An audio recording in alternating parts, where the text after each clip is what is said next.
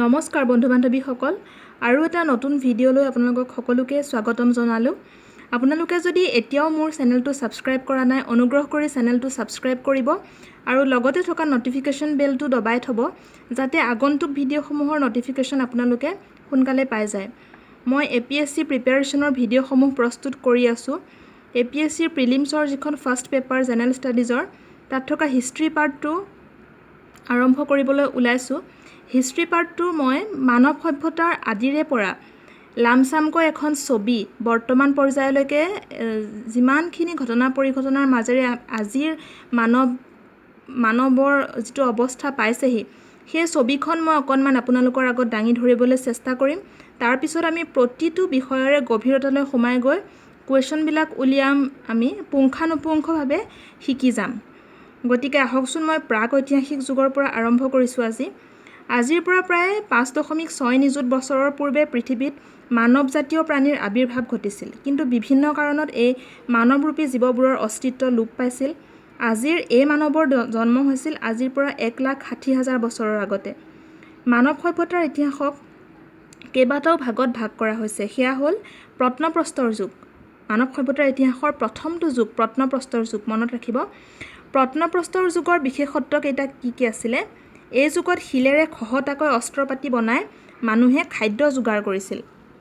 এই যুগতে জুইৰ আৱিষ্কাৰ হৈছিল। গছৰ বাকলি, জন্তুৰ ছাল, নোম আদিৰে সাজ পোছাক প্ৰস্তুত কৰি লৈছিল মানুহে। জন্তুৰ হাড়, দাঁত, খোলা আদিৰে অলংকাৰ তৈয়াৰ কৰি লৈছিল। আমোদ প্ৰমোদৰ বাবে দল বান্ধি চিকাৰলৈ গৈছিল। তেওঁলোকে শিলত ছবি আঁকিছিল। ৰঙীন শিল আৰু গছৰ ছাল, গুটি আদিৰে ছবিত ৰং দিছিল। চিকাৰৰ পূৰ্বে নৃত্য কৰিছিল। দলগত চিকাৰ কৰি খাদ্যবস্তু ভগাই খাইছিল। সংৰক্ষণৰ কথা ভবা নাছিল। এইটো আছিলে প্ৰত্নপ্ৰস্তৰ যুগৰ বিশেষত্ব। মানৱ সভ্যতাৰ যিটো প্ৰথম যুগ আছিলে, বিশেষত্বখিনি মনত ৰাখিব। তাৰপিছত নৱপ্ৰস্তৰ যুগ। নৱপ্ৰস্তৰ যুগত খেতিৰ আৱিষ্কাৰ হ'ল, মষ্ট ইম্পৰ্টেণ্ট এইটো। নিগাজী বসতি হ'ল, চকাৰ আৱিষ্কাৰ হ'ল, এইটো বৰ দৰকাৰী। খেতি কৰা সঁজুলিবোৰ আগতে চিকাৰ কৰাতকৈ নিমজ মিহিকৈ বনাই ল'লে মানুহে। তাৰপিছত পশুপালন কৰিবলৈ ল'লে মানুহে। অনুমান কৰা হয় যে আজিৰ পৰা প্ৰায় 12,000 মান বছৰ আগতে পশুপালন আৰু খেতি বাতিৰ আৰম্ভণি হৈছিল। প্ৰথমতে মানৱ সভ্যতাৰ যেতিয়া প্ৰথম খেতিৰ আৰম্ভণি হৈছিল তেতিয়া তেওঁলোকে ঘেঁহু, বাৰ্লি এইবিলাকৰ খেতি কৰিছিল। তাৰপিছত ভেড়া আৰু ছাগলী প্ৰতিপালন কৰিছিল। এই নৱপ্ৰস্তৰ যুগতে গাঁৱৰো উৎপত্তি হ'ল। নৱপ্ৰস্তৰ যুগৰ কৃষি আৰু পশুপালনৰ অৱশেষ পোৱা কেইখনমান ভাৰতৰ ঠাই হ'ল এইকেইখন। পজ কৰি আপোনালোকে লিখি লওঁ বুলি ভাবিলে লিখি ল'ব পাৰে। ঘেঁহু, বাৰ্লি, ভেড়া, ছাগলী, গৰু, মেহেৰগড় নাও পাকিস্তান। চাউল, জীৱ জন্তু, হাড়ৰ টুকুৰা, কলডিয়া নাও UP। এই বাওঁফালে থকাখিনি হৈছে অৱশেষ পোৱা গৈছে আৰু সোঁফালে থকাখিনি ঠাই। চাউল, গৰু, মাটিত জন্তুৰ খুৰাৰ চাপ, মহাগড় নাও UP। ঘেঁহু, মচুৰ মাহ, গুফ্ৰাল নাও কাশ্মীৰ।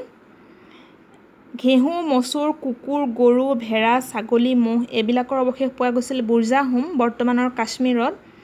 ঘেঁহু, বুট, বাৰ্লি, ম'হ, ষাঁড় গৰু এইবিলাকৰ অৱশেষ পোৱা গৈছে চিৰান্দ বৰ্তমান বিহাৰত। এই ঠাইসমূহ কোন ঠাই বৰ্তমান? এনেকুৱা কুৱেশ্যনো হ'ব পাৰে।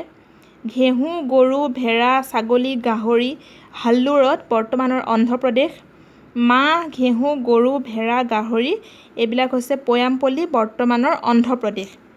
এইসমূহ পজ কৰি লিখি লওঁ বুলিলে লিখি ল'ব পাৰে। তাৰপিছত নৱপ্ৰস্তৰ যুগ শেষ হ'ল, আৰম্ভ হৈ গ'ল সিন্ধু সভ্যতা, হৰপ্পা চিভিলাইজেশ্যন বুলি যিটো কোৱা হয়। থোৰতে কেইটামান সভ্যতাৰ বিষয়ে প্ৰথমে জানি লওঁ। সিন্ধু নদীৰ পাৰত আৰম্ভ হোৱা সভ্যতাটো সিন্ধু সভ্যতা। নীল নদীৰ পাৰত হোৱাটো মিছৰীয় সভ্যতা। ইউফ্ৰেটিছ আৰু টাইগ্ৰিছ নদীৰ পাৰত হোৱাটো বেবিলনীয় সভ্যতা। হুৱাংহো আৰু ইয়াংছিকিয়াং নদীৰ পাৰত হোৱাটো চীনা সভ্যতা। মনত ৰাখিব। সিন্ধু সভ্যতাৰ বিষয়ে ভাৰতৰ সিন্ধু নদীৰ পাৰত গঢ়ি উঠা আটাইতকৈ প্ৰাচীন সভ্যতাটোৱে হৈছে সিন্ধু সভ্যতা। উত্তৰে জম্মুৰ চেনাব নদীৰ উজনিৰ পৰা দক্ষিণে গোদাবৰীৰ পাৰৰ আহমদনগৰ পৰ্যন্ত এই সভ্যতা প্ৰসাৰিত আছিল। এই সভ্যতাৰ সময়সীমা আছিল খ্ৰীষ্টপূৰ্ব 3000 পৰা 1500।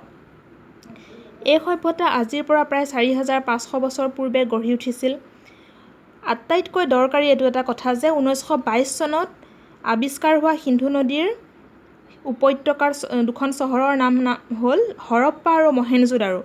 এইটো কুৱেশ্যন হ'ব পাৰে হৰপ্পা আৰু মহেঞ্জোদাৰো চহৰ দুখন কোন চনত আৱিষ্কাৰ হৈছিলে 1922 চনত সিন্ধু উপত্যকাৰ সভ্যতাৰ সমসাময়িক কেইটামান সভ্যতা হ'ল চুমেৰীয় আৰু মেচপটেমিয়া সিন্ধু সভ্যতাৰ লোকে পোনপ্ৰথমে কপাহ খেতি কৰা বুলি ধাৰণা কৰা হয় সিন্ধু সভ্যতাত লো ব্যৱহাৰৰ প্ৰমাণ পোৱা নাযায় তাৰ পৰিৱৰ্তে ব্ৰঞ্জ ব্যৱহাৰ হৈছিলে সিন্ধু সভ্যতাৰ বিষয়ে এইখিনি আছিলে এতিয়া 5000 বছৰ পূৰ্বে গঢ়ি উঠা এই সিন্ধু সভ্যতা 1000 বছৰমান তিষ্ঠি থাকিল তাৰপিছত ইয়াৰ পতন হ'ল সিন্ধু সভ্যতাৰ পতনৰ পিছত আৰম্ভ হ'ল বৈদিক সভ্যতাটো খ্ৰীষ্টপূৰ্ব 1500ৰ পৰা 1000লৈ এই সভ্যতাৰ লোকসকলক আৰ্য জাতি হিচাপে জনা যায় আৰ্যসকল আছিল আধা যাযাবৰ তেওঁলোকৰ বাসস্থান মধ্য এছিয়াৰ কৃষ্ণ সাগৰ আৰু কাস্পিয়ান সাগৰৰ পাৰত ইৰাণৰ পবিত্ৰ ধৰ্মগ্ৰন্থ জেন এভেষ্টাৰ সৈতে তেওঁলোকৰ সম্পৰ্কই প্ৰমাণ কৰে যে আৰ্যসকল ইৰাণৰ পৰা ভাৰতত প্ৰৱেশ কৰিছিল জেন এভেষ্টা কি আছিলে